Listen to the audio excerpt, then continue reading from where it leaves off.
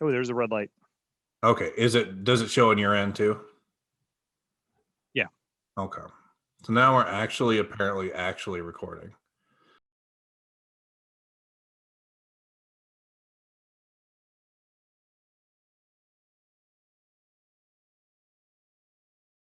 You know how fucking pissed I'd have been if we'd have got to. We have lost comedy gold to the internet, and not even to the internet. It's just gone. It's fine. Comedy gold lost in the ether.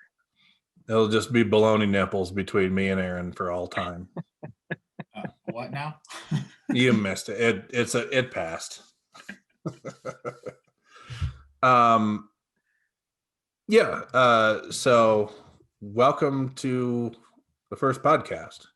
My name's Joe, and I already said this once when I wasn't recording, so it's more awkward now. But this is kind of a podcast about random stuff. A lot about cars because I like cars. A lot about just stupid shit because I'm stupid shit. And that's pretty much it. I think baloney nipples about sums up what the non-car stuff is going to be.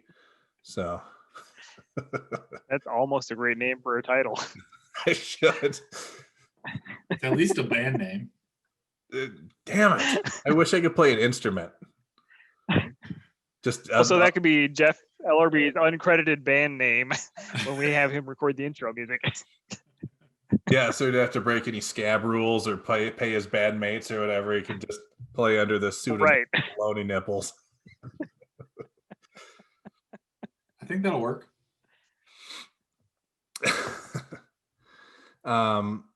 So with me, with the beard, is Aaron Breitbach. How do you say your last name? Breitbach? Breitbach. Breitbach. Okay. That's over enunciated. Yes, Breitbach. All right. I only say that because I've always only said your name like over pronunciated as Brokeback or Breakback. Well, that's been spelled out on the side of a car before, so it's all good. And then also with the beard, we have Drew Hackett, who is founder, owner, president, and I'm assuming overlord of Penguin Garage. Yep. And Jarl of the Iowa region. A Jarl. The SCCA. Yeah. Yep. What's a Jarl? Sounds like an infection. It does. Sounds like a painful one. Yeah. Like I can't go to work today. I've got a Jarl on my scrotum. It hurts to sit, and all I do is sit in front of a computer, so I gotta pass. Currently, I expect 8 people to see this because there's 3 of us. My wife is going to see it, and probably you're going to show it to your spouses and be like, look. So it's not looking to be monetized or anything. We do have if you're going to be nude, only topless. So don't remove your pants, but you can remove PG-13 rules. Yeah. Or just, I can't stand up is what you mean. Yeah, don't stand up or lean back. Like if you're well endowed and you lean back without a bottom, like it can be problems and we'll instantly demonetized. We don't want to do that. Yeah, we'll avoid that. I understand. So the big focus of this podcast is probably going to be, at least early on, other than the stupid shit, autocross and autocross related things. Mostly because everybody I know tends to be autocrossers. It involves cars, and we spend enough money on it to where we should at least talk about it at least a little bit. I mean, if it was drugs, it would be a nice drug. So instead, it's a car. So it's right. If it was a drug, it would be cheaper. It would be cheaper and last longer too, and more profitable. Yeah. Yeah. So on to autocross. Honestly, why are we doing this? So this new podcast is going to be all about drugs. We're going to open the floor. Drugs, and why aren't we doing them? Yeah, we're going to open the floor with some cocaine. Who loves cocaine? You got the right car, Joe. I do. I have the right car for 80s cocaine, not 90s or 2000s coke. I feel like that went to like Acura Legend in like the 90s, and then the 2000s you have to have a big Escalade or Navigator. You could be Well, under you've the either radar. you've got two opposite ends of the spectrum. It's either loads of cocaine or a couple of really shitty joints. Yeah. Like just dried up toothpick joints. Right. I mean, There's those not are much middle ground there. those are definitely probably Camaro. Yeah. I would say Camaro-esque. Mostly because the gap fittings in the interior are so bad, you could just lose them, just tuck them in there. They'll never get them found by a cop because they just disappear. They may still be there. They aren't. I tore it all apart. Had the carpet out. I did find a rivet from the factory. I don't know what was riveted, but there was something riveted in there, and I found what was left of it. That was nice. And like 40 cents in change because that was built so well, the change could get actually under the carpet. So that was awesome. Piggy bank. Yeah, it's basically retirement, which I'll need because of all the cocaine and little shitty joints. And autocross. And autocross. And autocross, yeah. Can't forget the autocross. 335. Stupid tires. Like, why can't we just agree to all show up in 2003 Honda Civics with 195s, like an all season, and just go from there? I think you just described spec fit. Is there a spec fit? Yeah. But who wants to drive a fit? I mean, I would. If everybody was driving a fit. Yeah, I mean, it'd be fun, but you still have to get to and from the autocross. And me, with my giant genitalia, I have to make sure that people know it when I'm driving to and from how big they are. So I can't do that in a fit. I have to do that in something. Right. So you need the longest hood possible. Yeah. Right. Like, I mean, really, you should be towing your Camaro with like a Mark 8. Ooh. Or a Lincoln Blackwood. That would pretty much. There you go. Nothing better than a Lincoln Blackwood. But I've only seen one of those in the wild. Yeah, and it was crap new. Like, the Lincoln of that period was the worst luxury car of all time. Like, worse than the 70s Cadillacs. They were just crappy. So much so when you closed the door, you could feel all the door panels squeaking. They knew they were junk. Yeah, so a Lincoln Blackwood to pull my Camaro, and I need one of those giant double-decker like trailers, but only use the top deck with one car so that everybody can see the rust underneath my car, I guess. Just a stream of oil just coming down of it while you're driving. Yeah, that part of the trailer will never rust because of all the oil coming out of my engine. Like Canadian fluid film. Oh, yeah. Everybody behind you is trying to clean off their windshield like it's the Blues Brothers. I used to have a Chevy Corsica where the end, like the washers were on the wipers, so like the nozzles were directly on the wipers, and that seemed like a good idea, except for there was a cap on the end of the hose, or the hose was broken. So when I'd push the button, it would shoot like 30 feet off to the side and then swing over the top of the car and then swing back over to the sidewalk. It was the funnest thing to get people who are walking on the sidewalk with. You just drive by and be like, did you put those little LED lights on it? The LED it was a Corsica. Windshield washer lights. I should. I don't know why those became popular. That makes zero sense. There's a lot. There's a lot of car culture I never understood. Basically J.C. Whitney anything. Yep. Like, or APC. Yeah. Yeah. So for one of Zeb and I's mutual friends, Zeb is a friend. Sometimes on this show, we're going to say things like, you know what we're talking about. And since you're one of the 7 people we know that's going to watch this, you probably do. But we'll explain. Hi, Zeb. Hi, Zeb. What's up, Zeb? And so his friend was getting married, and Zeb had a $200 Ford Taurus that we were going to use as a bachelorette or like a bachelor party car. So we went to Advanced Auto Parts and spent like $200 on just random stick-on shit. Like we had hood vents and like brake ducts and it didn't go near as far as we'd planned. Like I figured the car would just look ridiculous. It'd be stuck from bumper to bumper with garbage, but it really wasn't. And that shit's expensive. And it was a Ford Taurus, so it doubled the value of the car. And then we And you can almost get your money back. yeah. Mods don't add value, Aaron. Yeah, I never understood that. Sure. The underbody light. I never understood the underbody lighting anyway, because as a car hoodlum, now a respected adult, I didn't want anybody to pay attention to me. So I had a relatively quiet exhaust. I didn't want the cops to be like, hey, that guy over there is causing a crap ton of problems. I'm going to go bother him. So it just never appealed to me. It's just a side effect. So going back to my former WRX addiction from years and years and years ago.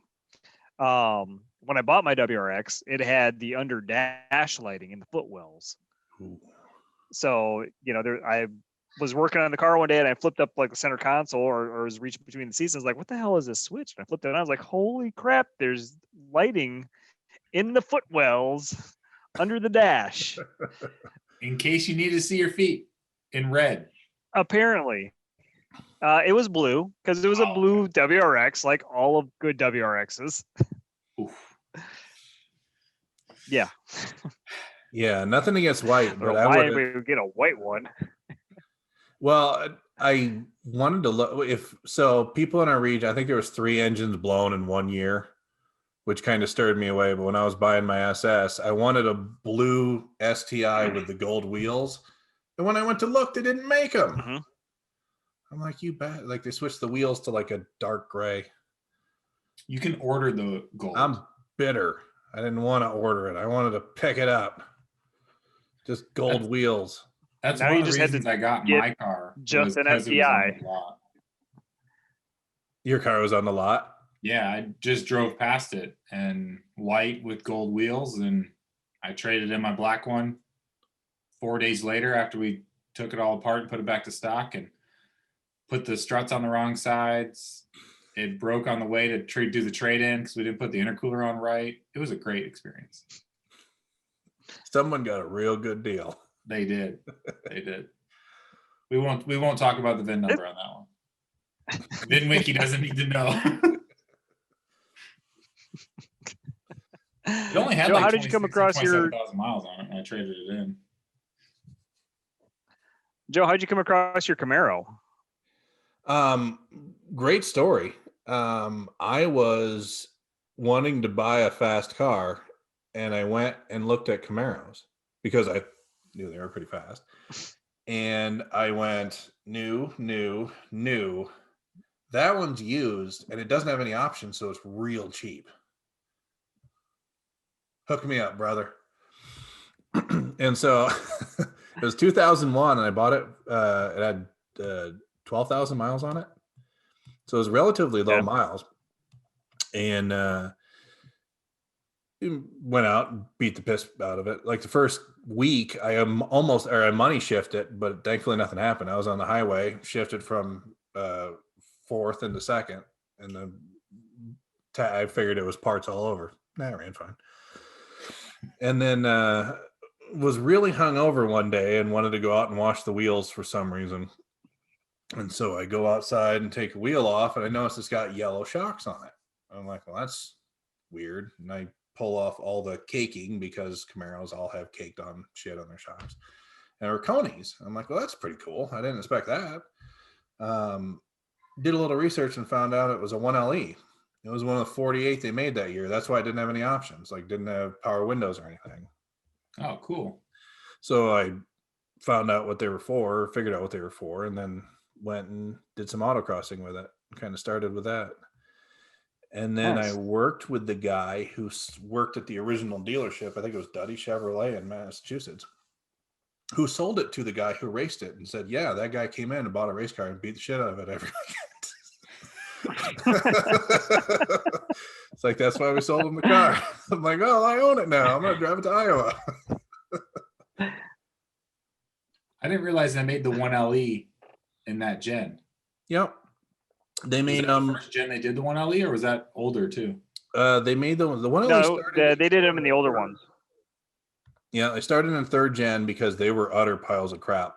Yeah. So like they didn't have baffled fuel tanks. I think they didn't have baffled oil pans. Like they were terrible. So they put in like baffled oil pans, sway bars, bushings. And I think you could get them with a 350, but you couldn't get the 350 with a manual transmission. So a lot of them went with the 305s. Right. And you couldn't order the 1LE as a checkbox. You had to order it like 65 other checkboxes to make the performance suspension checkbox. Unlock the magic checkbox. Yeah. Yeah. And then by the time I remember the thing about the go ahead. I remember the thing about getting the 350 because I remember Brian Goodner down in the Des Moines Valley region. He used to race or compete in a third gen, but his was an automatic. And I remember finding out that was because that was the only way you can get a 350. Because if you had the manual, you had to get a 305 or 302, whatever GM called theirs at the time. So yeah, that was interesting, and it was, well, ridiculously fast, but at least at the time in the mid early 2000s. So I believe the term did not know that for the 305 for the Chevys was the 5-point slow, because they had like 160 horsepower. Yeah, like that's my BRZ. My Honda Ridgeline would go out and trounce them in a quarter mile. They were terrible. Yeah, GM always did stupid shit like that. Like they would you really couldn't get the manual transmission in many of their big engine cars for a long time, because they must have had a really weak manual transmission, or they figured people wouldn't want to order them. But yeah, for a long time you couldn't get the big motor with it. And then for a while you couldn't get the big motor with an automatic transmission. So like the 70s, all the top end stuff came with manuals. So yeah, because the older cars, they didn't care what you wanted. If you ordered it, they'd make it, wouldn't they? For the most part. The old L88 Corvettes, I think it's the L88. There's going to be a lot of misinformation, so don't write a report on anything you hear in this podcast. But I think the L88 Corvettes, you couldn't order power steering or air conditioning, like, because they were sold as race cars. They didn't want people to buy them, so they made little restrictions so that they didn't have to make them for people. Is basically the old story behind it. Whether that's true or not, who knows? But yeah, you used to be able to get about anything. That was pretty cool. Which is why when you look at an old muscle car, it's like, I've got one of 11, because it's got a Kleenex holder and a Positrack transmission and a column shift. And it's purple. Yeah, and it's worth $6 million because they only made 3 of them. But I crashed the other 2. Well, the insurance paid for the other 2.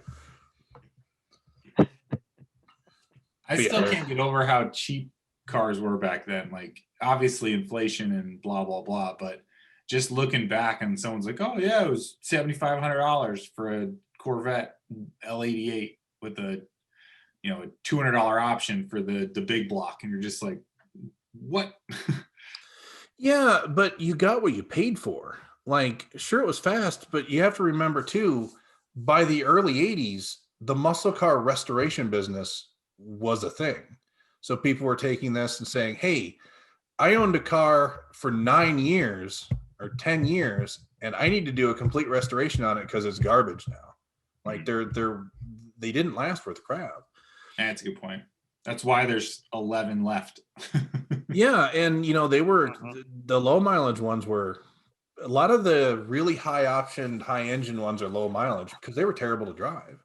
Yeah. I remember my father-in-law had a big block 3rd gen Corvette. Might have been a 2nd gen, but it was 60s Corvette. It had side pipes. He was like, it was great until you got out and burned yourself every time. Every time you get out, you burned yourself. It was awesome car. And it was solid lifters and, just terrible to drive. So sold it and got something else. Just never get out. Just drive it. Yeah, the rose tinted glasses are big on old muscle cars. They were made like crap. Like I still maintain that they were like a modern car I can buy in Death Valley if there was a dealership, which there probably isn't, and drive it to Pikes Peak and never touch anything. Whereas, back in the day, you had to do tune-ups every couple of months or year just to make sure it ran right. Because things would change in the carburetor, plug gaps actually mattered.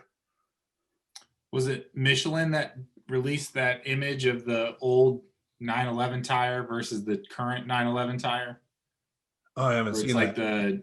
It's this crazy picture of like a 125 bias ply Michelin from like 1965, and then the current 325/20 on the back of a GT3 side by side.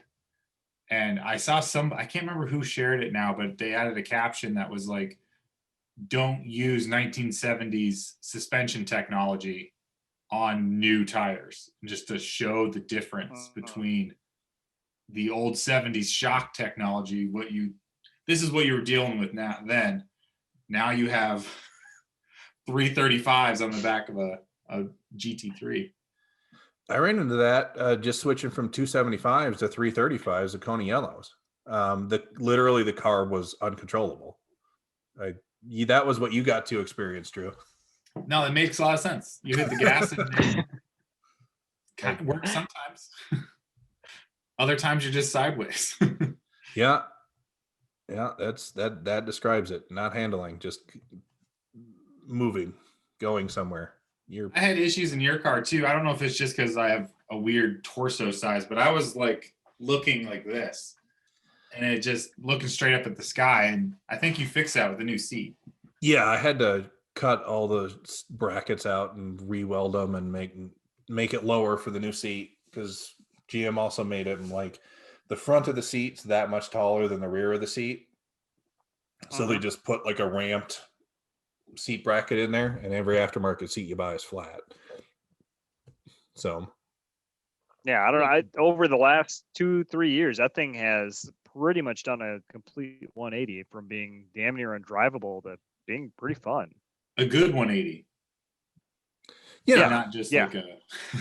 I mean, it's pretty much the greatest car ever. Like you take the greatest driver ever and put him in the greatest car ever, and you get me and the Camaro. So when you're talking about, you were going to say Jeremy. What's that? I thought you were going to say Jeremy. I'm sorry, your mic's breaking up. we're talking about me and an awesome Camaro. Yeah, don't even bring it. It's winter. We shouldn't hear that name for another couple of months. We should see it at the top of the list. I didn't get the memo. Actually, you might be able to get him to quit autocrossing if you let him drive your car. Like, hey, this is what a real car is like. Stop getting that little red piece of crap. Yeah, let's all gang together and bully him. We'll bully him out of the. Did he drive Emery's Mustang for an event? Yeah, he didn't much care for it apparently. No, he didn't care for there is that. Yeah, because they don't handle. They got a lot of rubber on them, but there's not really finesse into them. They're fun. That's the only reason so to get back to why I drive my Camaro is because it's fun. Like when I bought it, I do about every stupid thing you can do with the thing, and they don't seem to break. Like every time I would drive 15, 16 hours all night to get out to Iowa from Massachusetts. And then we'd go to the drag strip and do test and tunes like all day. And my uncles came out one time just to kind of watch, because they were the old muscle car crowd. And they're like, "God, you're going to break that thing." And it's like, What am I worried about? It's a Camaro. I got warranty. Fuck it. Let's do this. And so I'd run it like 30 times and have the tires damn near corded and then drive it back to Massachusetts and ride to work. I didn't fix a single thing on that car until the OptiSpark went out at like 120,000 miles, and then at 130,000 miles, and then at 140,000 miles, and then at 145,000 miles. And now I got a whole wall of OptiSparks. But until then, it was pretty reliable.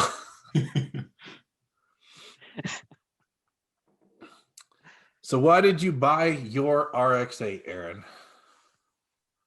I had sold my WRX and decided to move to California. I was actually, I had my WRX, decided it was a ticking time bomb, waiting for a transmission to explode, and I didn't want to deal with it. So sold that. It was a good opportunity to move out to California because I met my now wife and she was out there. And once I got out there, I realized, oh shit, I'm just driving around on a shitty old F-150. Kind of want to have a race car again. And a buddy of mine back here had pointed out an RX-8 on one of the message boards. I think it was on SCCA forums. There was a B stock RX-8 that was for sale in Chicago. So I got in touch with the guy, and everything seemed to check out. It seemed like the car seemed to be running well. He had taken it to nationals, done not terrible with it, and it had plenty of spares. I think it came with all the factory stuff, a couple sway bars, 3 sets of tires and wheels, the factory shocks, a set of Coney yellows, and a set of Coney 2812s, which alone was half the price of the freaking car. So yeah, booked a flight out to Chicago. The guy picked me up from the airport, went to his house, wrote him the check, and loaded up as many spares as we could fit in the car, minus 1 tire that had to get shipped to me, and hit the road about 9:30 that night and drove all the way back to California over the next 2 days. So that was a fun drive out of Chicago, middle of the night, blowing through all of the tolls because I'm driving a black car with no license plates in the middle of the night, and stacked full of tires and spares and all the other crap. But no, it was a fun time because for the first, I had the WRX halfway decently sorted out when I sold that. And then I was kind of starting from scratch because I decided I wanted to run it in STX, and it would set up semi for B stock at the time. And it came with a set of Yokohamas, and it came with a set of Hoosier Wets, and it came with, I can't remember what else. And it was damn near undrivable because I tried to put the 28s, the Coney 2812s on there, and they were like completely jacked up on the valving. So sent them out, got them revalved, got them cut down, got it set up for STX, and it was still freaking almost undrivable. Finally figured out I had to run them like full soft to make it at all usable. Because if you touch, which is weird with an RX-8, if like you touch the right pedal, and the thing just would spin around. So lots of math, lots of talking with the shot guys, and it pretty much got to be kind of fun after a while. And then it stopped making any power, and now it's just dead. Yeah, your last But appearance. boy, our FRS is fun. Yeah, your last appearance at nationals when you would accelerate away, I wouldn't call. I don't think there really so much was accelerate away as just kind of putt away out of a corner. Yeah, your car kind of moped away. Yeah, like you'd floor it, and it'd be like, I suppose. Well, I guess we'll do this. No, but that was jumping into DSP was kind of fun going out of Hoosiers because well, shit, I could put off a rebuild for a little bit longer because I'll just not slow down anymore once I get moving. Yeah, and honestly, your car is really what sold me on a rear spoiler because it was really tail happy, and then you put your rear spoiler on, and then it all of a sudden didn't seem so tail happy. So they do something. I was surprised. Yeah, I was surprised how much that actually did. Just even playing around back and forth between street tires and the Hoosiers once that one on there, it was like a night and day difference. Granted, it's as big of a spoiler as you can get away with, because it's like a full wraparound. I can't even use the trunk anymore size. It may be a little bit less so if I cut it down so I could actually open and close the trunk without having to unbolt the stupid thing. But yeah. So whenever it's done and back together, then it'll be time for a front splitter on there and see what kind of difference that actually makes. Speaking of aero, But until then, yeah. I was going to say Drew has a big wing. Yeah. Big wang. Wing. The biggest thing with the wing for me was it made the first run viable. Like, I didn't have to have full heat in the tires to be able to not just be everywhere.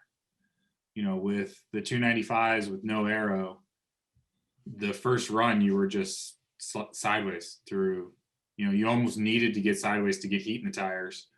And then your run 2 or co-driver run 1 was viable. But once we put the aero on, you could make your first hit, and it's not that far off from full temp. Obviously, full temp is just quicker, but so yeah, I highly suggest maxing out aero for whatever class you're in, 100%. Because you have maxed out spoiler or splitter too, right? The splitter is, so I misinterpreted the Street Mod rules. So Street Mod says the front splitter can't be wider than the front of the car.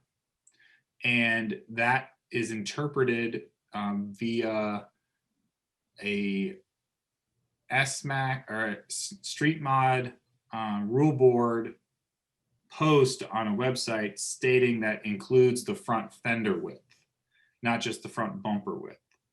So my splitter is about 2 inches narrower than it should be or could be. Are they talking aftermarket fenders too? Yep, wherever, because the fenders are open. So can you get like? Yeah, it's diminishing returns though. So remember that event last year or year before that I was at where I ran over the cone twice and it popped back up? That wouldn't have happened if my splitter was wider. The only reason that worked is my tire cleared the splitter entirely. Well, what if you make the fender flares so wide that they're downforce? Huh? I mean, like you had they're like open. An airplane wing, but make them taller than a cone. So the car is actually. So then you got to worry about it. You got to worry, can you go fast enough to make up for that extra distance side to side every corner? They're taller than a cone, so they can't hit the cone. Oh, there you go. Distance, but the car is now 190 inches wide. Yeah, that's a problem. But the other problem is if you do anything too risky up front, it will severely impact the rear wing efficiency. So it's a big trade-off. You know, obviously rear end lift it happens without a wing. So getting too aggressive up front and losing downforce in the rear just isn't worth it if you're getting technical. Yeah, and people like online will talk about how aero and autocross is bullshit. Yeah. Go to a national event. Like go to a national event and tell me it's bullshit. Like it's not. It's a thing. Yeah. Like 70 miles an hour, 60, 70 miles an hour, you're making quite a bit of downforce. And yeah, 30 mile an hour might not be doing much, but there's a lot of the course you're covering at pretty decent speeds. My wing at full autocross tilt for the second element is just under 500 pounds of downforce at 70 miles an hour. Yeah, that's huge. It's a lot of drag though. It's that trade-off. You know, it's basically a spoiler like Aaron's on his DSP car. It's basically just straight up, but it's worth it for if I'm not getting out of second gear, you know, I'm willing to exchange a little bit of drag for more grip. And you can overcome drag with the motor. Like if you're in a class that you could do engine stuff, it's weird being a kid from the 90s. Like 700 horsepower isn't anything anymore. Like people do that all the time. Yep. They buy it in packages. Yeah. And They then drop their car off and it comes back with 700 horsepower. And it doesn't immediately explode. Like they can get a few years out of something instead of, when I was a kid, people would drive their 12 or people would trailer like their 12-second or high 11-second cars to the drag strip because they were terribly uncomfortable to drive. And, they didn't have brake vacuum and it was just a nightmare. And now they had 12 different plug and play ECU things, one for fuel, one for boost, one for timing, maybe a second one for boost. It was a mess. Well, now you can buy a Tesla Model S Plaid Plus edition that'll do 9-second quarter miles all day long until the battery dies. Yeah. And then they'll update it and you'll be able to run 8s. Yeah. Just terrifying. It really is. It's I love like the big V8 cars, but they're crap. Like they're at the end of their lifespan. The technology's coming up and they're no longer useful, or they will be shortly. And like there's some high end stuff like the Hellcat, which all it seems to do is go really fast and break a lot of stuff. Like Google stuff online. Hellcat seems to break a lot of stuff. Oh, it's Chrysler too. I mean, they tend to break a lot of stuff. Allegedly, don't sue me. We have to worry about that now. Hey, the 8th person that's going to watch this is a Chrysler exec. He's like, aha! Oh, got him. Now we're going to take this guy to court and take his Camaro. Pull up that His picture name I is sent you this Joe. morning. Yeah, there's a picture Aaron sent in that I'm not going to show because of copyright reasons. Broke the differential to where it spun around and it was pointing out the back, like this way. Snap the drive shaft yoke, spun the differential around. Yeah, I mean the slicks on it were huge. They were definitely. It wasn't a warranty issue for sure. It's put stock tires back on it. Take it to the dealer. I'm sure until that picture got posted, I'm sure that's what they were planning on doing. Sir, why did you tub the rear fenders? Like, huh? What? I didn't do it. That's factory, bro. You don't know your own cars? Yeah, you don't even know. I did have a dealer try to tell me that the Grand Cherokee 4-liter was a V8. And I'm like, there's six spark plugs. It's like a 4-liter. It's a V8. I'm like, wasn't that an inline 4-liter too? yeah, it was a straight. Yeah. Like open hood and count them. There's 6 of them right there. But there's no V. You don't have to know cars to sell them. In fact, it probably is a benefit that you don't, because otherwise you'd be like, no, you have a wife and a kid. I can't in good conscience sell you that car because it's going to break.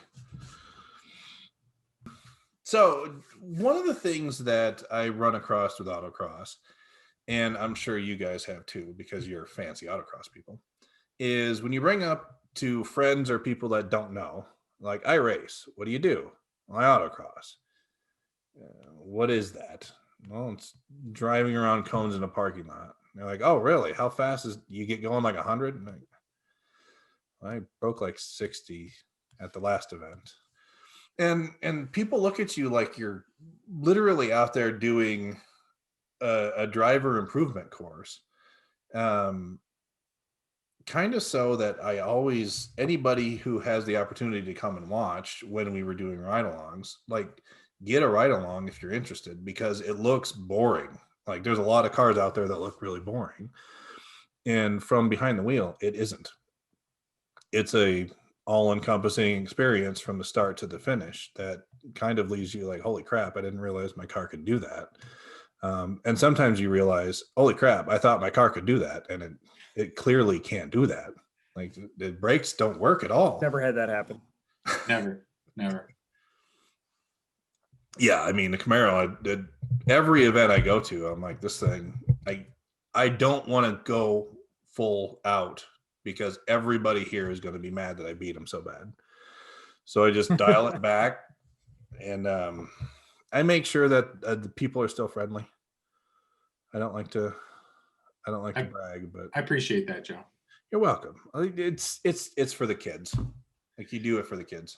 Well, looking at when I drove your car the first time, it was definitely a shock that it didn't stop or turn when you thought it should. Yeah, no, it doesn't. Like, you could make it do it. You just had to kind of caress it a little bit, and like like with the WRX, with all the crap I've done to it, you can just chuck that thing into basically anything and it should stick, and you can just power out of it. I tried that in your car and it didn't work. It didn't work at all. Yeah, go from a 275 tire, take it off, put a 335 rival on, 275 RE71, and then put a 335 18 rival on, and have that exact same epiphany and be like, holy shit, there still isn't grip. Where does it all go? How does it use this much tire and get nothing out of it? Like, I understand that suspension and balance is a math thing, but there's still this much tire touching the ground. It's got to do something, but it doesn't. Well, if you're already, there was a problem outside of the tire size. So adding more tire doesn't alleviate the problem. Yeah, no, it doesn't. Oh no, I spin the tires on corner exit. This takes the edge off. Yeah, you got to have more power though. It sounds stupid. And my Camaro is by no means a fast car.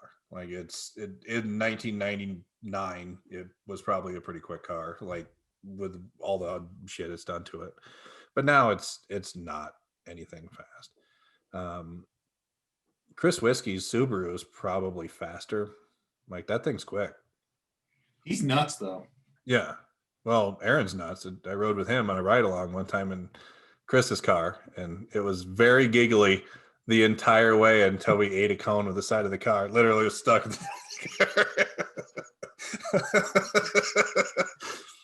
It was like, okay, well, this car I have a doesn't. problem where there's something in my brain that just shuts off when I get past the start line of an autocross, and it's just like, I don't know, there's no repercussions anymore. Here we go.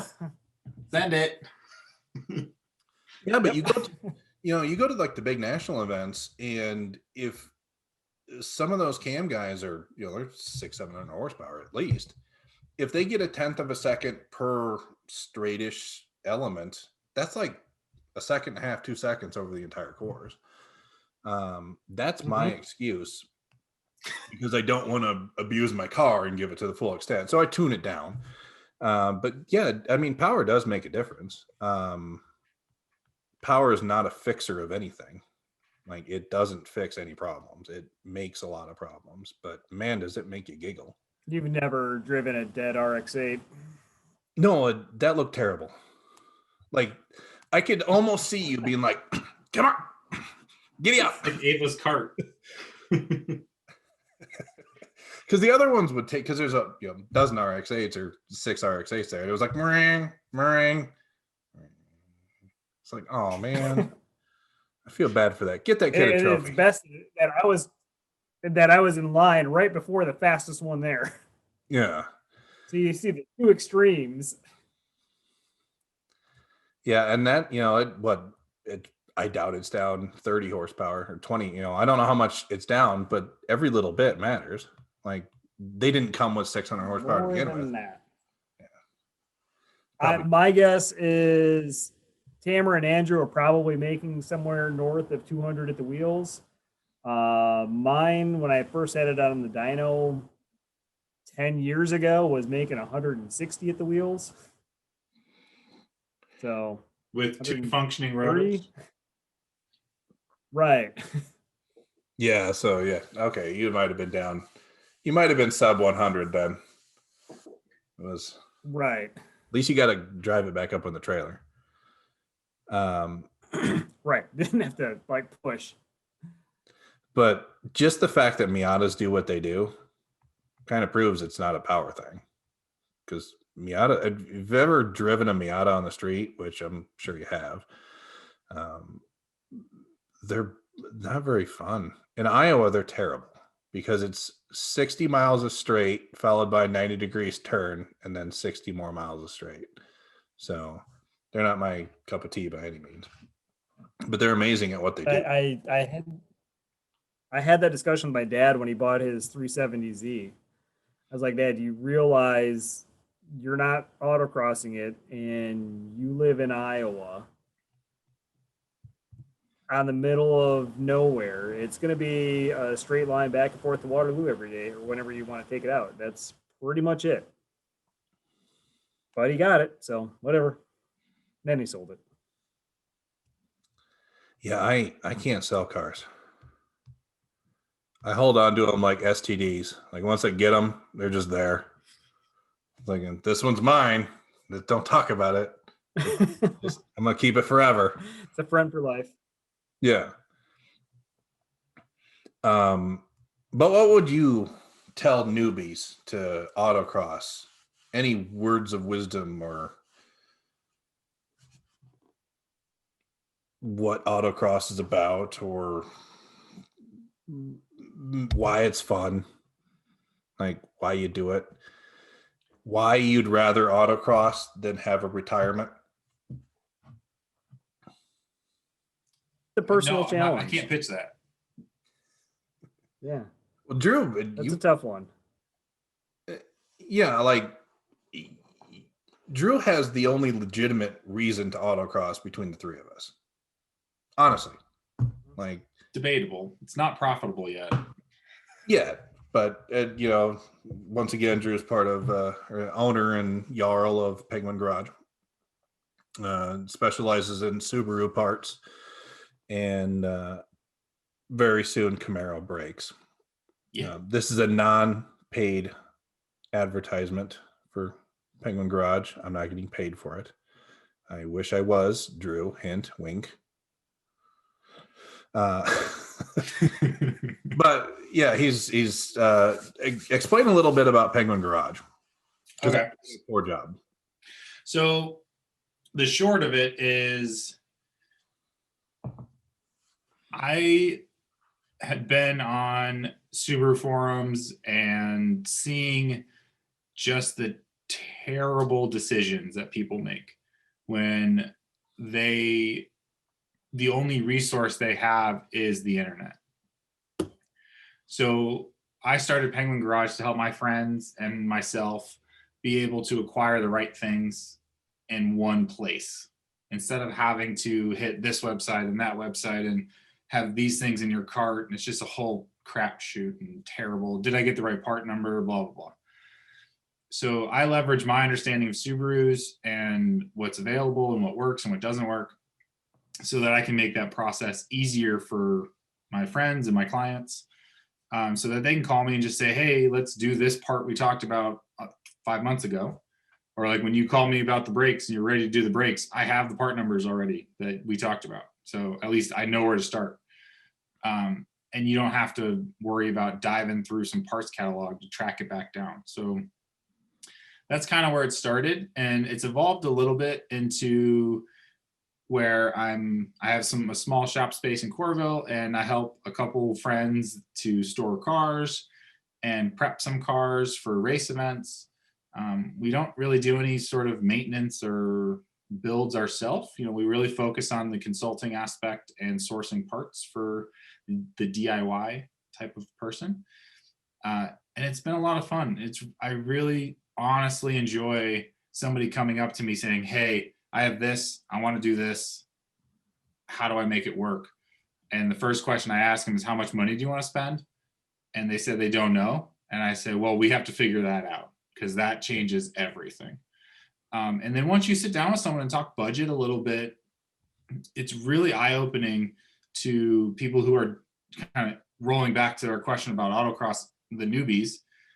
It really does matter what you intend to do. Like if you just want to go and have fun, then yeah, we can get away with doing small things that are fun, that don't hurt the car from a drivability standpoint, that don't hurt the car from a reliability standpoint and make the car more fun. Or I want to beat Joe every single weekend.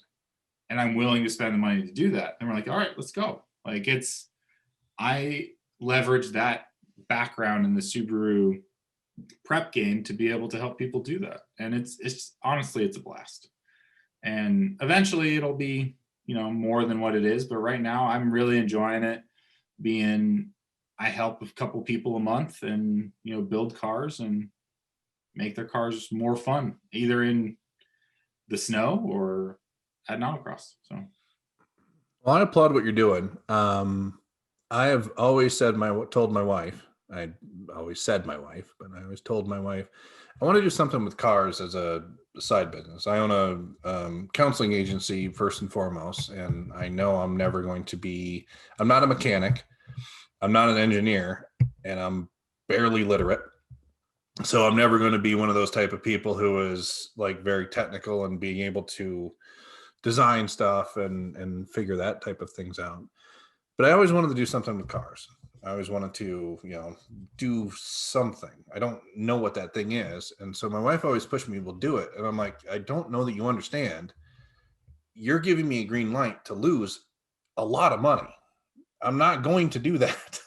yeah. Because if you don't know what you're doing or you pick the wrong thing, if I pick 90s LT1 Camaros to be a specialty in, literally there's 5 shops a year that are specialty in those that close because nobody owns them, and the people who own them don't want to spend $20 on a washer, or on a power steering pump. Like it's the wrong crowd. But you've definitely had the know-how and the knowledge to help do a lot of that stuff for a field that really needs it. Like Subarus seem to be very great cars, but boy, do they get the pseudo rice taken out of them by people who literally throw on $50 eBay coilovers and think they're doing themselves a favor. And again, it's not. I don't blame the owner for a lot of it. Some of them I do. Yeah.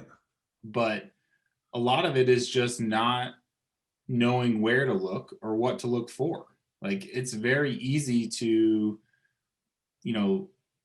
while you're looking at coilovers, only look on eBay.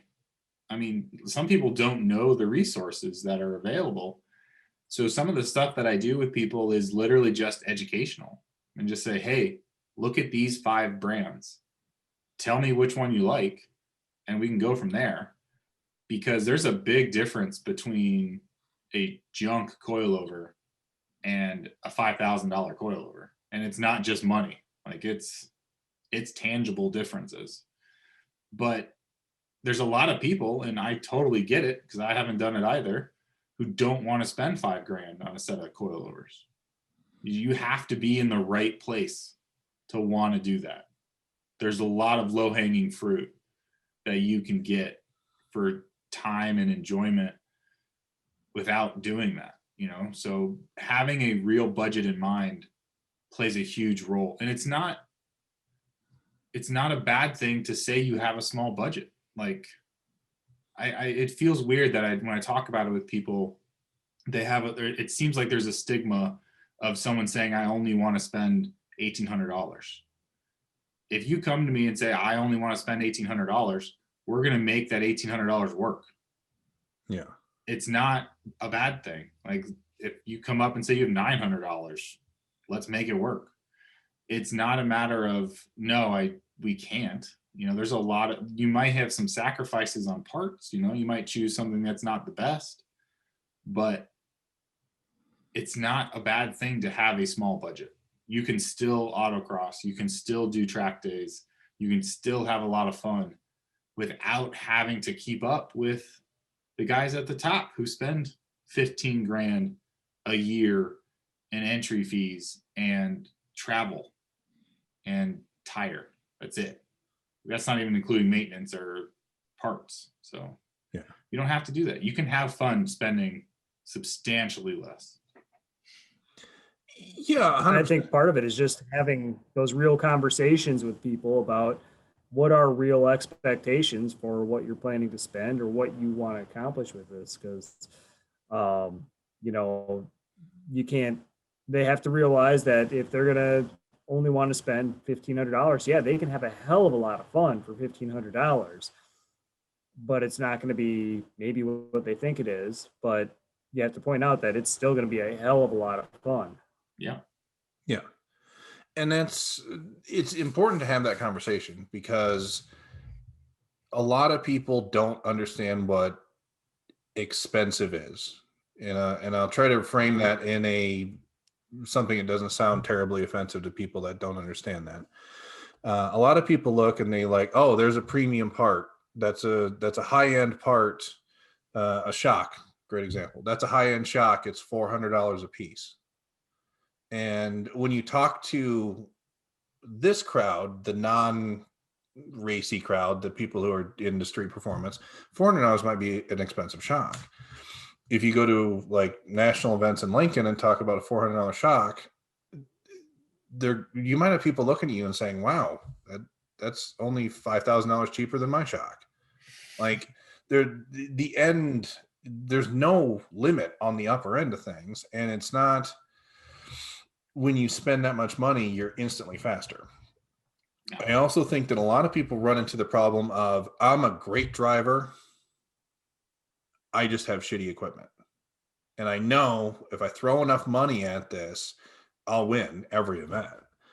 And A, you're not a good driver. Like, you're not as good as you think you are. And B, there are people who are as good as you think you are right now, already throwing a shit ton of money at their thing, doing what you wanted to do and doing that. So it's definitely an arms race for sure.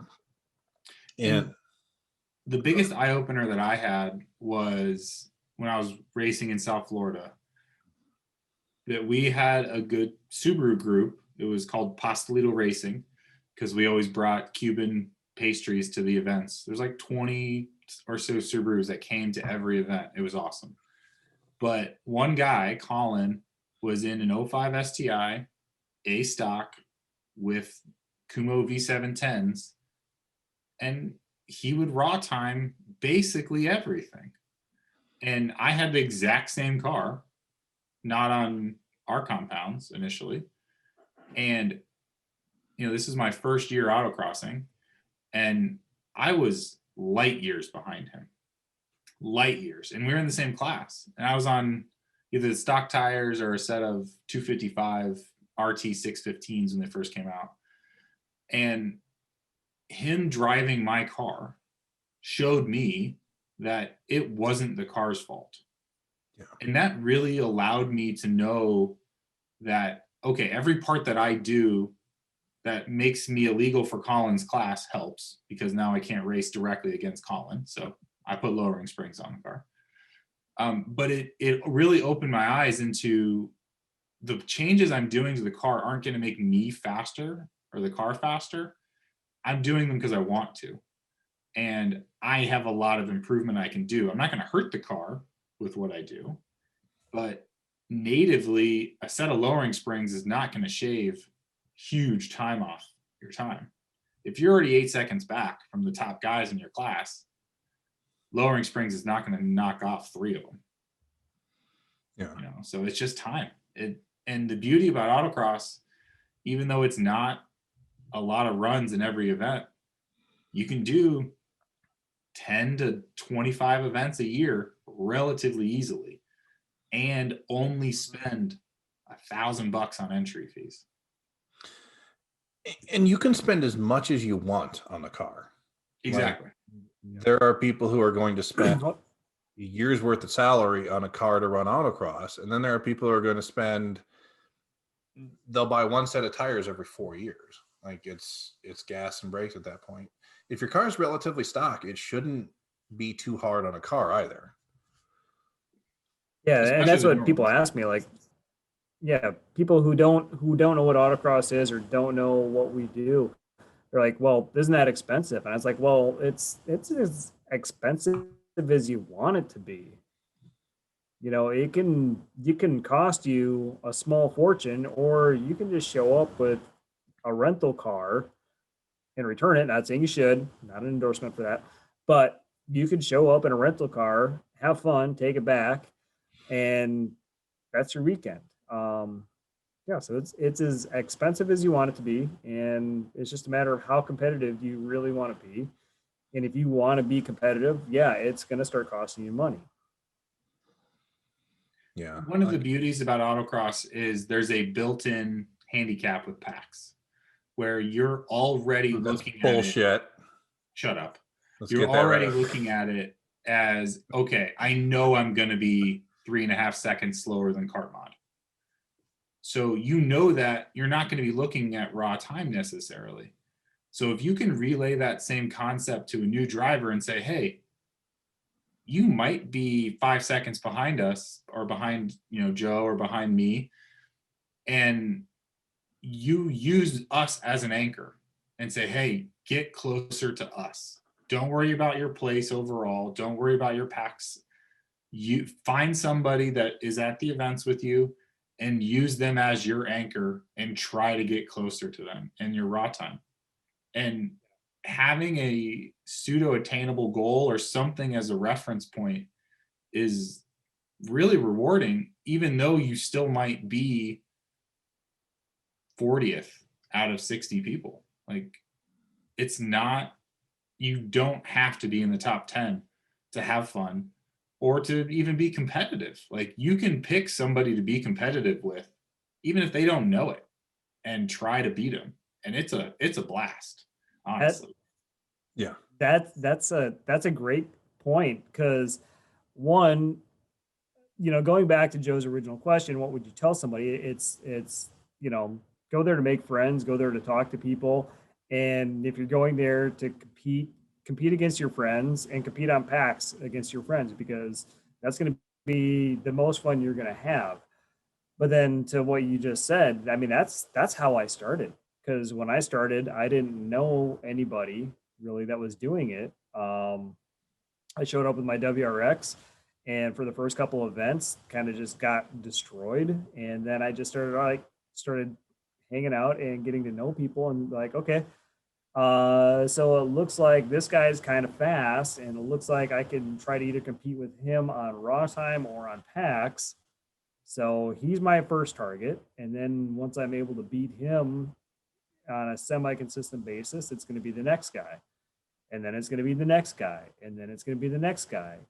And then it's like, okay, what do I have to do to either be, can I change my car and stay within the same PAX rating, which was STX at the time, and what did the fast STX cars use, or who am I catching up to on raw times, and how do I get faster on that too? And it was just kind of like one thing after another, and it was kind of just like, okay, here's this fast guy in this Mustang Cobra named Brent. Let's chase him down and try to run against him. And then it's like, okay, here's this weird trucker guy in a Camaro, and let's try competing against him. And then here's this guy in this crazy little red car. Let's try and compete against him. And that was my first few years autocrossing. Literally my first autocross event, it was at New Hampshire International Speedway. And that was like the parking lot road course area outside. I drove to the start line, was given the go, took a right, went downhill, took a left, spun out. Made it 100 feet before I spun out. And it leads to what I tell everybody, like when they're new, if they're looking for advice. If you are driving the car on the highway and you rip up an on-ramp or you're ripping around a corner, it feels like it's got infinite grip. It's never going to lose grip. It's going to feel like the sportiest car in the world. It doesn't. It isn't. It's not out here. Like, you're going to go well beyond that. And it's going to be in a place you're going to spin. And that's the great thing I love about autocross is, oops, I spun. Well, all right, I'll get a next run. Instead of, road course stuff where, oops, I spun. Well, hopefully I got another chassis at home because this one looks pretty messed up. Well, load on the trailer. Let's go home. And talking to the newbies too, it's every single person at an autocross has had an embarrassing moment where either their car almost caught on fire, they spun at a start line basically, or they spun through the finish and almost hit the timing lights. Nobody that's been at an autocross more than twice, is immune to that. So don't be afraid to do something kind of embarrassing. It's gonna happen, and you're not going to be looked down upon for spinning out your car at an autocross. Like, it's gonna happen. It shows that you're trying. It shows that you're working hard, and it shows that you have room to improve. Like, we've all been there. My cousin showed up That said, last year, and he'd never done autocross, never seen autocross, and we're getting ready to go. We're in the first heat, and he's putting a helmet on. He's going to ride with me, and I was like, okay. Or no, he was getting ready to drive, and I'm like, don't worry about it. You're gonna screw up. It happens. And he's like, kind of giving me the, yeah, that's what you tell newbies. And then as I'm giving this pep talk speech, a black FRS goes through the slalom and starts spinning like crazy. And I'm like, that guy is probably going to win today, and he's just spinning out. So like I said, it happens. And that black FRS, that was Aaron. that doesn't narrow it down to which event, though. No, it doesn't. No. I couldn't even look at the rules or the results and narrow it down.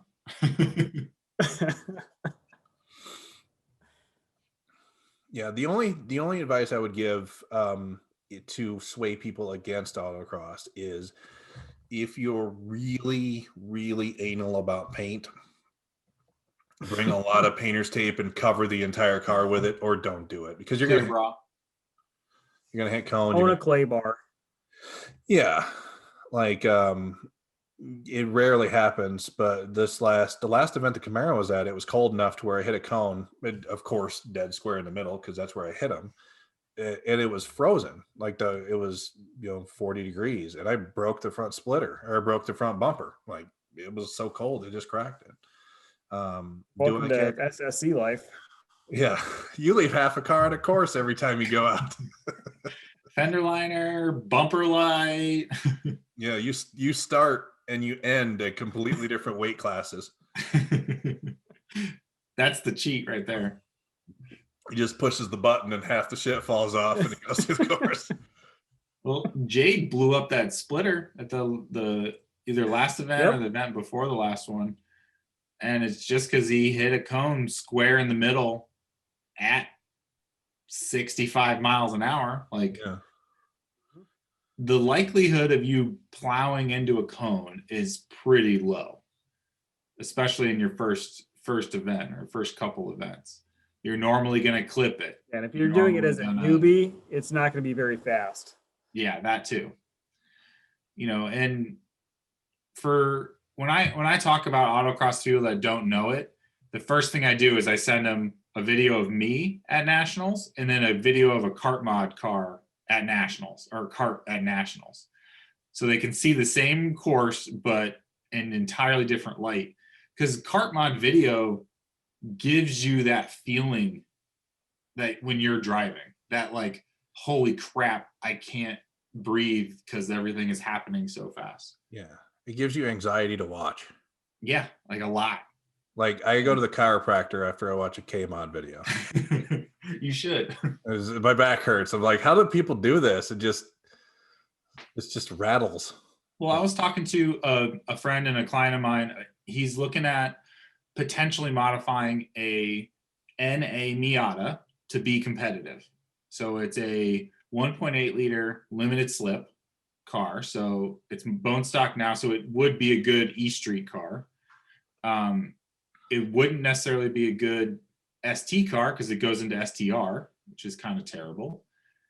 And CSP is just nuts. Like, a CSP Miata is on 295 Hoosiers, and I don't think they have brakes. They don't use them. Like, there's just, no, they don't. There's a video on YouTube of a CSP Miata at nationals, and I don't think he used the brakes at all. I think he just slows down by turning. It's wild. So, like, if you were to pick if you're starting with a car and you want to build it to be competitive for autocross, it really depends which car you pick.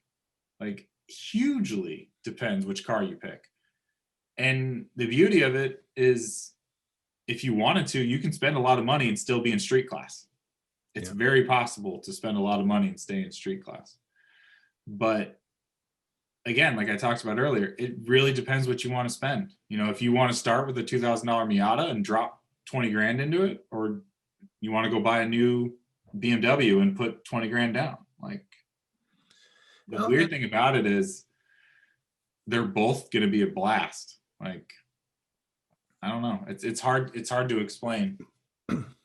Yeah, I've never driven an unfun car at an autocross. My Audi TT was not the most thrilling thing, just because as soon as it got a little fast, it pushed like crazy. But it's still a hoot to do. And when you talk about being competitive, you also have to frame that in what your definition of competitive is, and the region you live in. So if you live in, no, go ahead, check your phone. That's fine. We'll wait.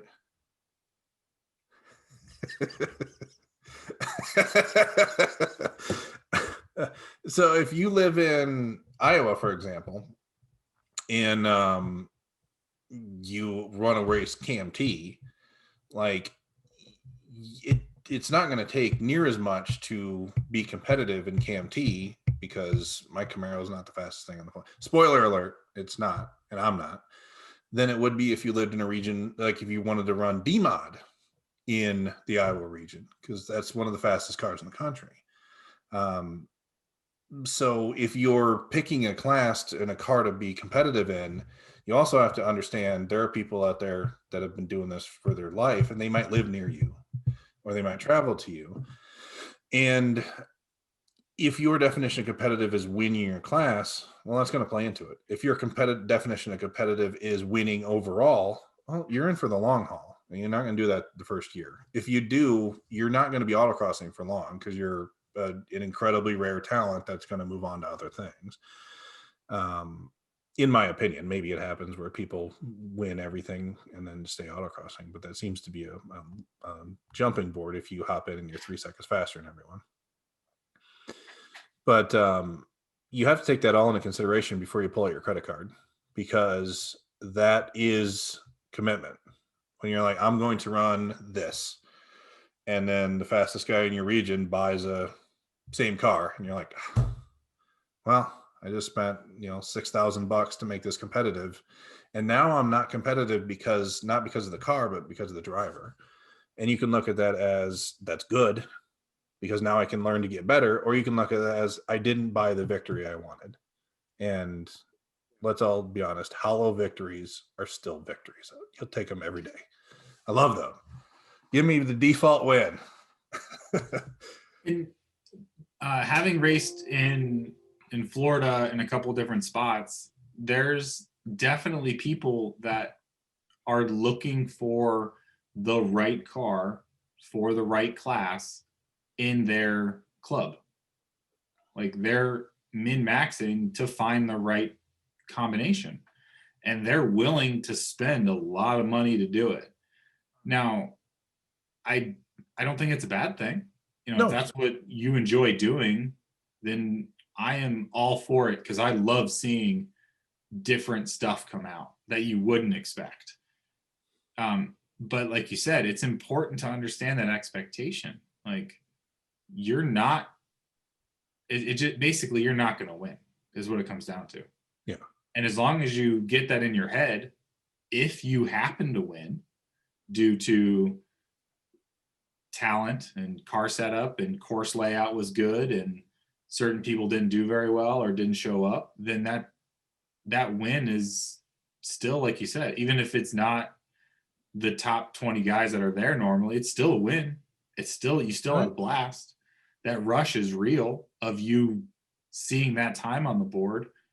That's one of the reasons I enjoy going to other regions and running, is because you get a different set of people. Like, I get to show up to an event and race against guys I'm not used to running against. Like, I don't know who is the fast guy here. And it's really neat to see it throughout the day and watch the times drop for that car or that car. and then at the end of the day, see where you stack up. And it's really fun. And it's not just the on-course aspect. You know, there's a lot of armchair racing afterwards that happens. That's a blast.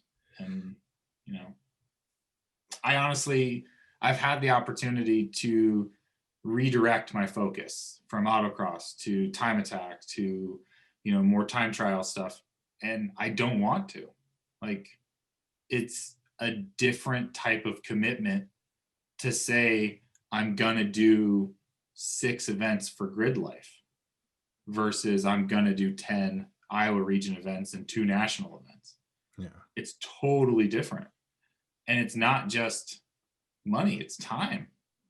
Like, doing a time attack event is a weekend, maybe more.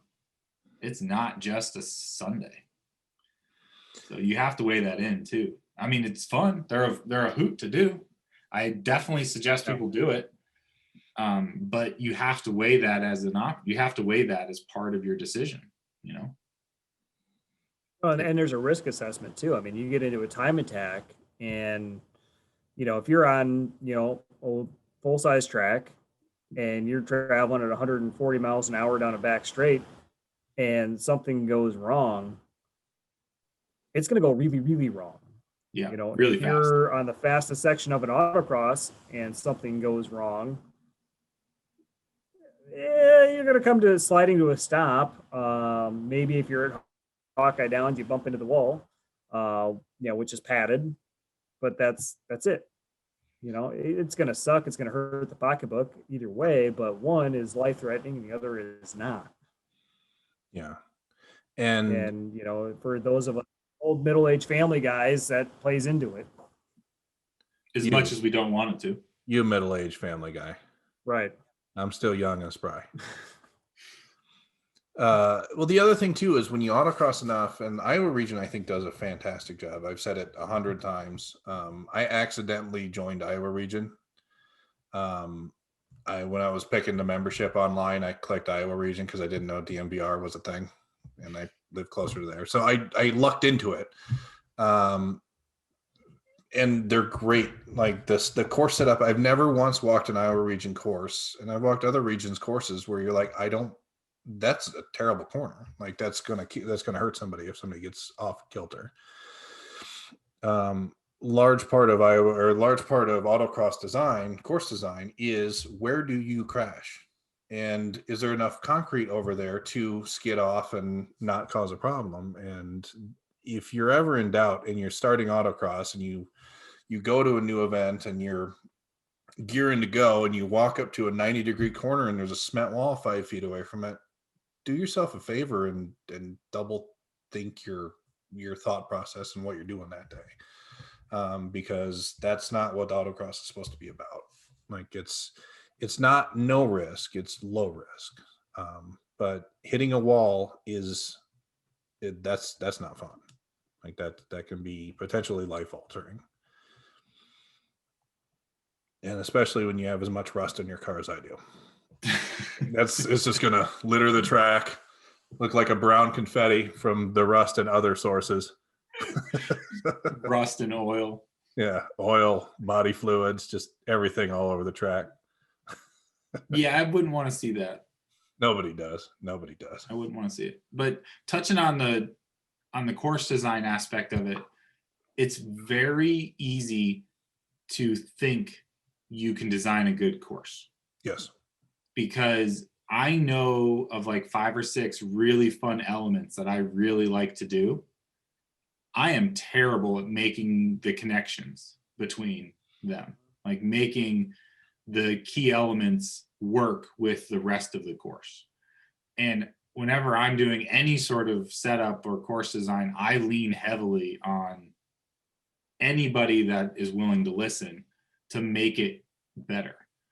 And I think that's another aspect too. As you start getting into autocross, as you guys both know, if you get vested in the club, somebody will ask you to be a host or an event chair. That can include course design. And in the Iowa region, at least, you're not on an island. We will all help you do whatever you need help with. and we have multiple people in our club that are really good at course design. And the cool thing about it too is like I can go to Aaron and be like, hey Aaron, I want to do a wagon wheel, and he'll kind of be like, haha, whatever, but okay. And he'll put the wagon wheel in, but he'll make the rest of the course good, you know. And we'll make the best damn wagon wheel you can make. Yeah, I love wagon wheels. I don't know why, but I love wagon wheels. Probably my 2 Evo schools and my other autocross school I did. They're just a hoot. The biggest thing I ever took from a wagon wheel is Zeb, which we mentioned earlier in the podcast, was working one of the wagon wheels at an Evo school. It was 100 degrees out that day, and it was my last run, and I wanted to hit every cone and make them set them back up. And I missed every single one of them. Like I was going so I couldn't. It was the fastest time of the day by far because I was over driving the car or going way wide in the corners. But I missed every single one of them. I wanted to hit like a 20 cones and have them pick them up. That's just mean. It is. That's just mean. It's a good thing you weren't in a Mustang. I know it would have been dead just would have hit bodies all over Zeb. the place. Although Cam T does have a reputation of wanting to hurt course workers. Yeah, well, it's not unwarranted. My Camaro was down a few years ago, like it occasionally is. Getting upgrades, of course. I'm not quick at doing it, so I leave it down for months at a time. And I brought my Chevy SS out to Oskaloosa, and every time I'd come around the turnaround at the end, the course workers that were working like off the side of the course would get that jittery Barry Sanders feet because they'd see this 25-foot long car sliding sideways at them every single time. So yeah, and they're loud, and they're like a really friendly Rottweiler running at you. If they hit you, they're gonna hurt and maybe kill you, but they're just loud and mostly talk. I'm not sure you can stare down an SS and it move for you. No, it'll kill you. SSs are killers. They should have Barry Sanders feet. they do. It was every because I'm also my ADD kicks in, and I watch like autocross is the only sport I can do motor racing because I don't have the attention span to do track work. I'd get lost. Like I'd just stop paying attention halfway through. But you see, you out of the corner of your eye, you're coming around, and then you like look over, and you just see these people like It's like, yeah, okay, it's me.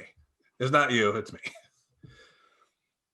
Yeah, is it the Iowa National Guard site that GRR does?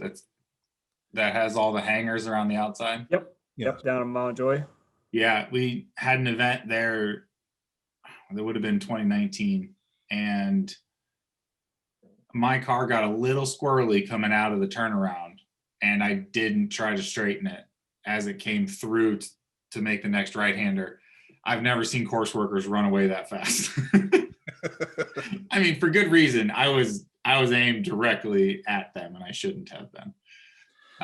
But it's course workers will run as they should.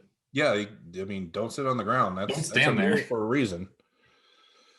Like the 100 feet or whatever you're away from the course, that can come up pretty quick when the car's moving 60, 70 mile an hour. So you got to be on your toes.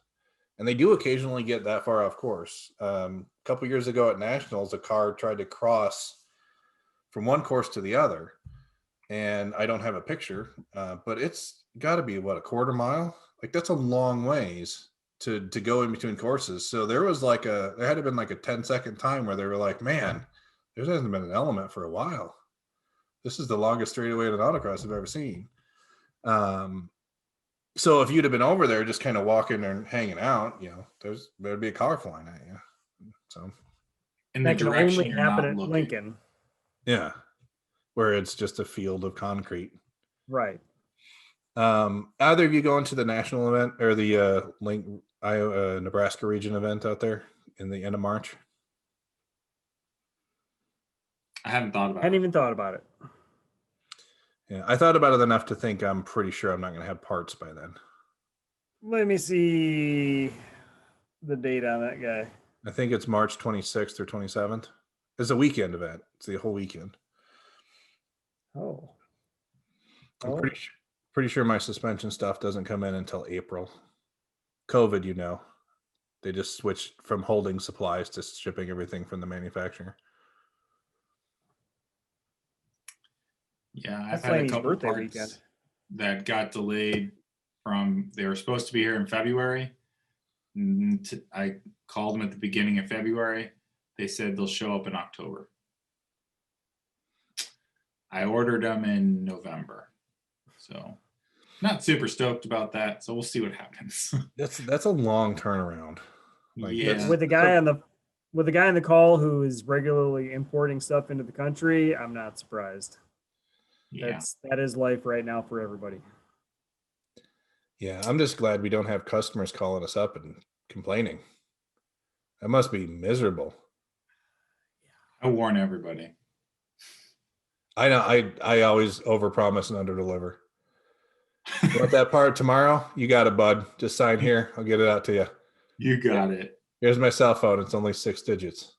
Have you guys seen the meme floating around about the shipping options on that one site where he just keeps adding money and eventually it's extra $100 if you email 20 minutes after ordering to ask for an update?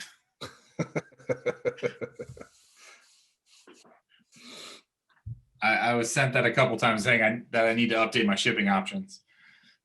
$30 and you'll get daily email updates. $45 and $100 if you're going to message me immediately. Oh, FedEx for a long time they would send me the tracking number after it showed up at my house.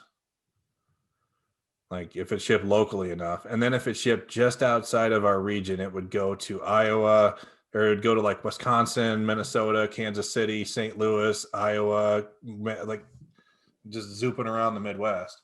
Sounds like FedEx Smart Post. Yep. And then in the mailbox, and then can't deliver it, needs a signature. It's like, I hate that. Especially when I've talked to the UPS driver and the FedEx driver and they all know it's fine. Like there's a place to put it. It's safe. yeah. Especially when it's a box of sex toys and you just need them. Like don't leave that stuff outside or wait for a signature. I need that. Put it by the door. I'll use a towel, go out and grab it and scurry away. They're limited edition. Can't. Limited edition. That'll do it. Limited edition, GR edition fleshlights. Oh, God.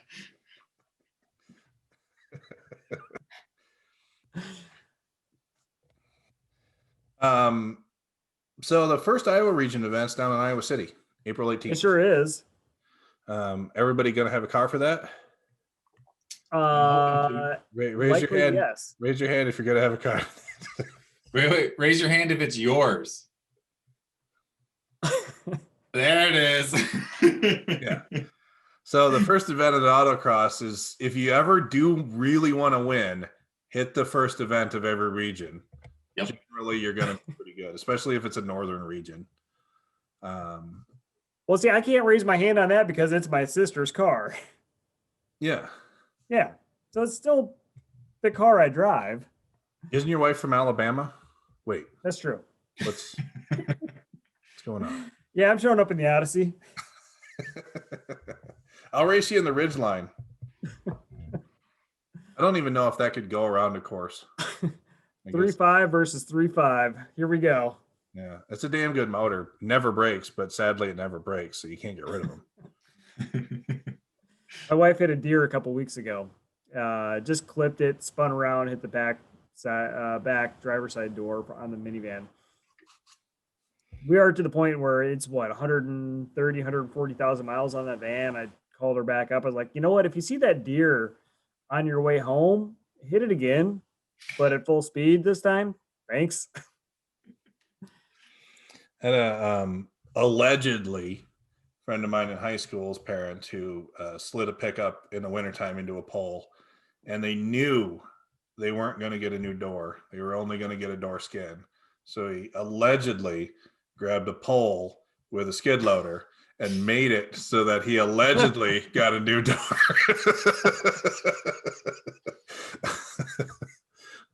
Allegedly, it's a made-up story, of course. Happened in Mexico. 100% made up. Yeah. Yeah, So- I'm hoping that Jade's car will be done, so I have another Subaru to drive. He's got a very short list of to-dos left, so that's promising. The to-do list on my car it just says all right now, so You gonna have it done this year? no.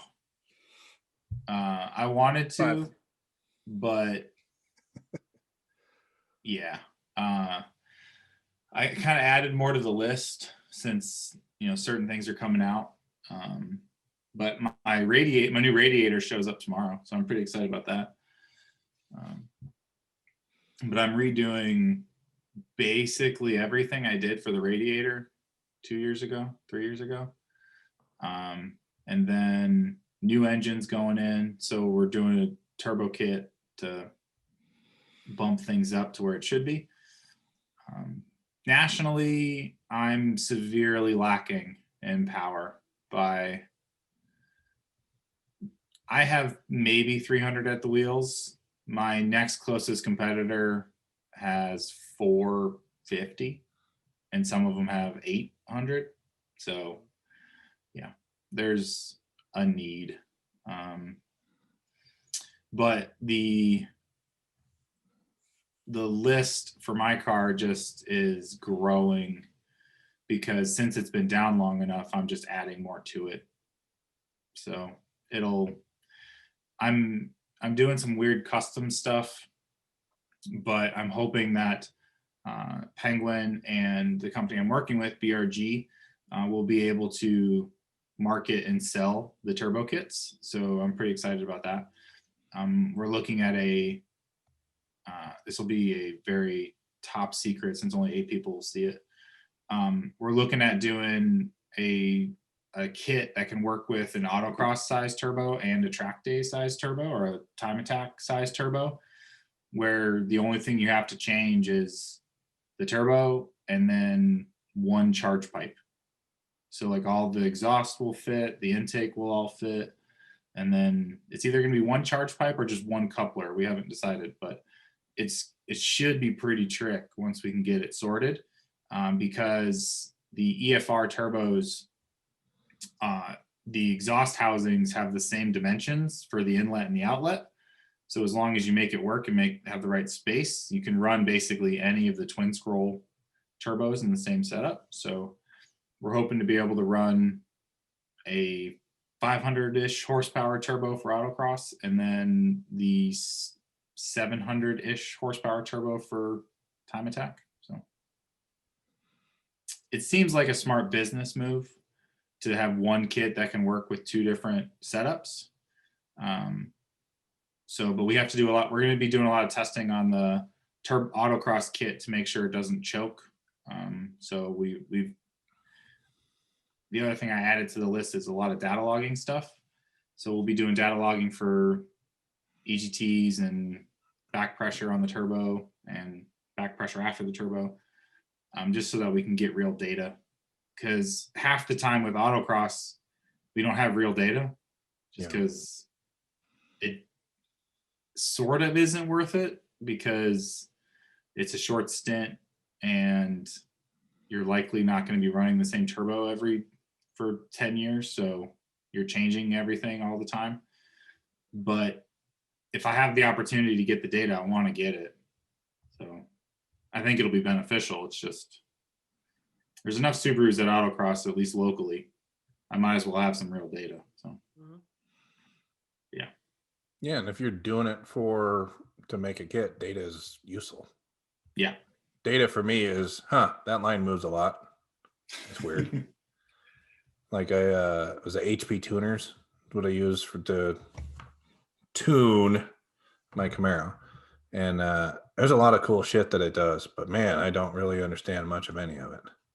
Just a line dancing all around, and so I just put as much gas in as it'll take. And 100% throttle. 100%. Yeah. I set the cold idle to 4,800 and the hot idle to 5,400 RPM. Seems fine. Seems 7.5 to 1 air fuel ratio. Yeah, it's good. Just move that line all the way down. I had a guy tell me at a drag strip one night when the C5 Corvettes first came out. Well, might have been a couple years afterwards. He had one of those hand tuners. And he was like, man, the leaner I get it, the faster it goes. Oh, shit. And I'm like, yeah, keep trying that. Keep going. I bet you'll be real fast by the end of the night. Turning his engine into a blowtorch. Yeah. So April 18th, Iowa City Airport. We doing a cap on entries? I have one now. I think it's at 60 or 70, but I'm kind of feeling it out. Okay. You know, So if, Iowa City needs a cap just because it's a small lot. So, you know, if we get to the point where we have a lot of people on a wait list, you know, maybe we'll open it up. But first event at Iowa City, ignoring the COVID potential, et cetera, I think a cap is smart. So with the unknowns from the COVID side of things, we'll definitely be keeping a cap for that first event.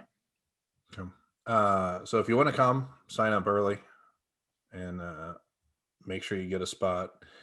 The site's actually a really good site to run at. It's just the parking is part of the runway. So the more people we have, the shorter run area we have. So that's one of the reasons we try to cap it.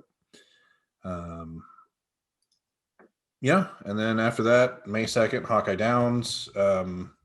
That's Hawkeye Downs. If you've ever ran there with us, it'll be real similar. If you haven't run in there, it's a quarter mile asphalt track and then a half mile asphalt track. Correct.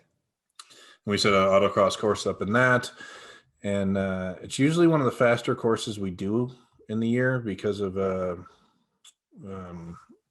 banking.